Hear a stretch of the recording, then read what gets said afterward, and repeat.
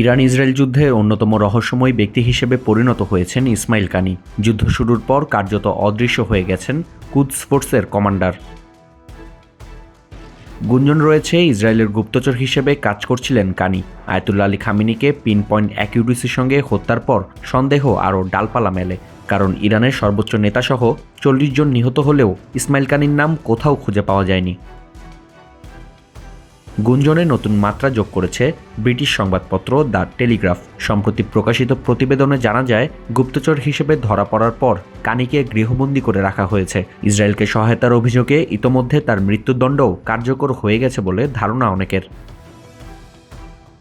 জাদরেল সেনা কর্মকর্তা কাশেম সুলাইমানি নিহত হবার পর তার স্থলাভিষিক্ত হন ইসমাইল কানি। গেল 6 বছর ধরে কুদস ফোর্সের প্রধানের দায়িত্ব সামলেছেন তিনি। তদারকি করেছেন ইরানের বৈদেশিক, সামরিক ও গোয়েন্দা কার্যক্রম। মূলত গোটা মধ্যপ্রাচ্যে ইসলামপন্থী সশস্ত্র গোষ্ঠীগুলোকে প্রশিক্ষণ ও অস্ত্র সরবরাহের গুরুদায়িত্ব তার ওপর অর্পণ করেছিলেন আয়াতুল্লাহ আলী খামেনি। আইআরজিসির ভেতরে ইসমাইল কানিকে কাশেম সুলাইমানির সঙ্গে তুলনা করা হতো, তবে তার নেতিবাচক ভঙ্গিতে। টেলিগ্রাফের প্রতিবেদন বলছে, সাম্প্রতিক বছরগুলোতে ইসরায়েলের প্রতিটি হামলা থেকেই বেঁচে ফেরত এসেছিলেন কানি। গেল বছর জুনে 12 দিনের যুদ্ধে তার নিহত হবার খবর ছড়িয়ে পড়ে, যদিও পরবর্তীতে বেসামরিক পোশাকে ঘুরে বেড়ানোর ছবি ভাইরাল হয় অনলাইন দুনিয়ায়।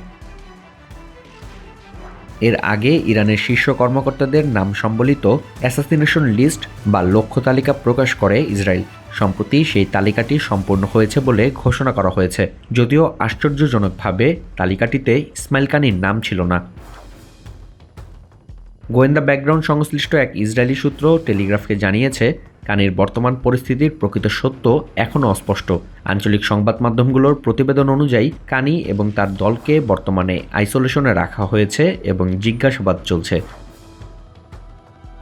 যদিও এমন দাবি অস্বীকার করেছে বাগদাদে নিযুক্ত ইরানি রাষ্ট্রদূত মোহাম্মদ কাজেম আল সাদেক। তার দাবি, ইসমাইল কানিকে মৃত্যুদণ্ড দেওয়ার কোনো প্রশ্নই আসে না, বরং রণাঙ্গনে অবস্থান করে যুদ্ধের নেতৃত্ব দিচ্ছেন তিনি। জানা যায়, গেল বছর হিজবুল্লাহর শীর্ষ নেতৃত্ব নিহত হবার পর ইসমাইল কানিকে জিজ্ঞাসাবাদ করে আইআরজিসি। সে সময় অনেকে গুপ্তচর হিসেবে আখ্যা দিলেও এই দাবি অস্বীকার করেন কুদস ফোর্সের কমান্ডার।